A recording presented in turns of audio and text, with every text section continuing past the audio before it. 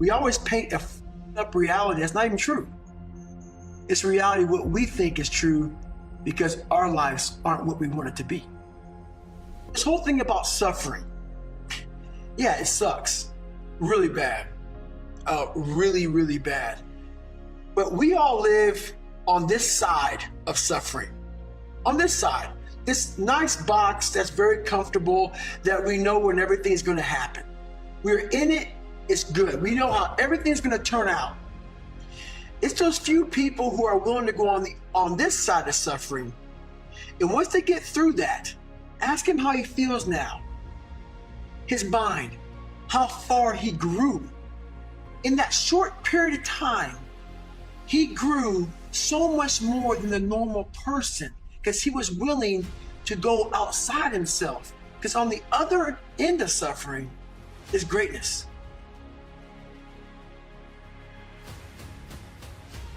So a whole bunch of us, we put ourselves in this great box. And in that box, there's no suffering in it. So what we do is we shelter ourselves from greatness. So for me, for instance, I was 300 damn pounds. I was living in that box.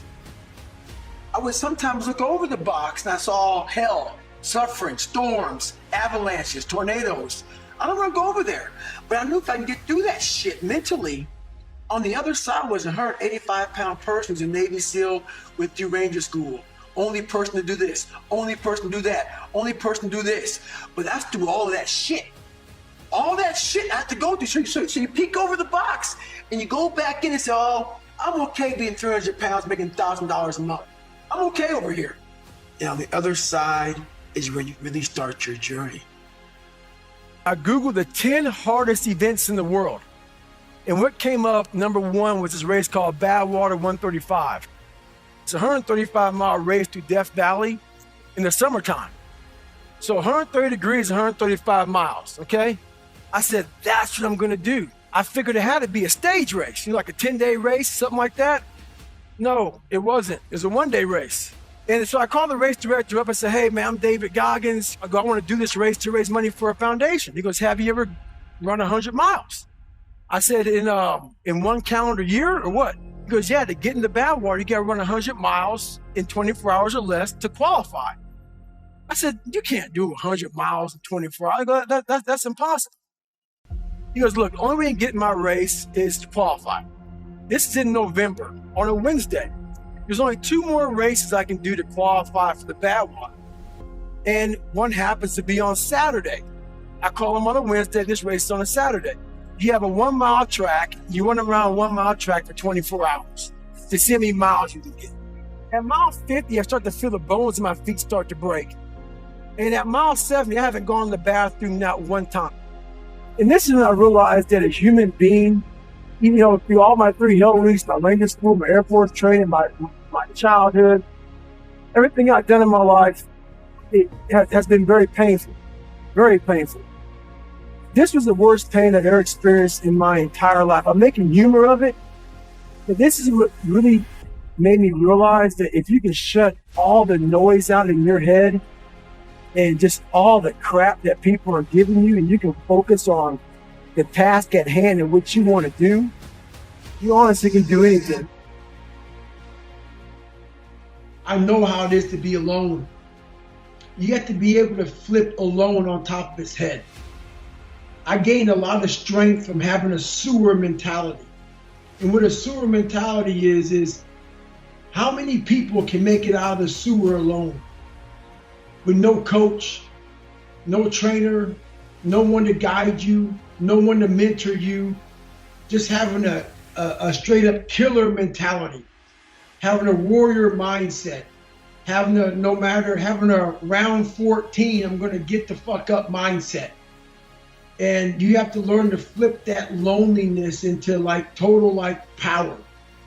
And that's what I was able to do. I was able to you know what? If I can overcome all these things by myself, how much strength will I gain from this? And you gain a shit ton of strength from it. I stopped looking at all the bad things that life handed me. And I started looking more as the ultimate training ground.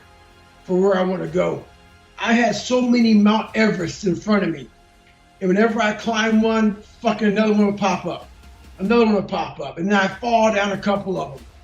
And there wasn't anybody there to say, hey, David, I'm going to help you up, man. It was just me and me alone. And this voice in my head saying, we're not going to stop today. I am the most proud of the fucked up cards I got, the fucked up hand I got when I was born. And I'm so glad I got that hand because it taught me so much about the man I am today and what is possible for a human being.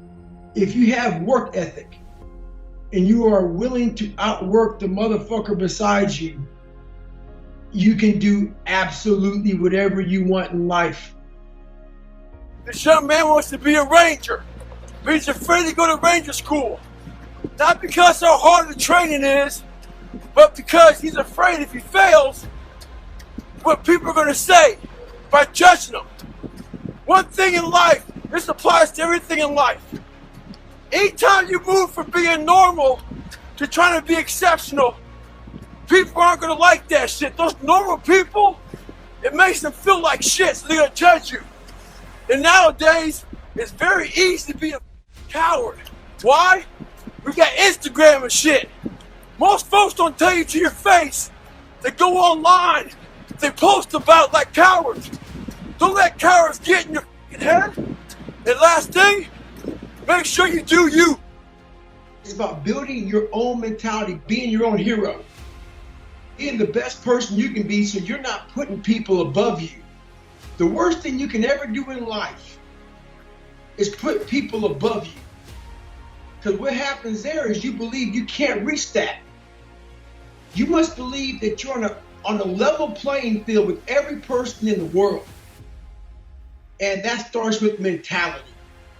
It always keeps you in the game, it keeps you in the fight, it keeps you in the battle, it keeps you moving forward. I never thought in my wildest dreams I'd even write a book. When this whole story began, I never thought my wildest dreams I'd ever write a book. So what it means is put everybody on a level playing field.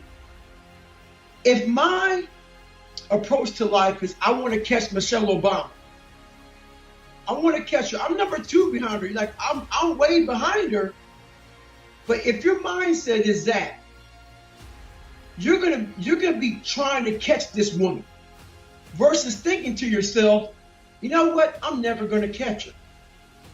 Therefore, if you put that in your mind, I'm never gonna catch her, you're gonna stop way short of your true capability. You have to believe that you have a shot to catch Michelle Obama. You have to believe you can.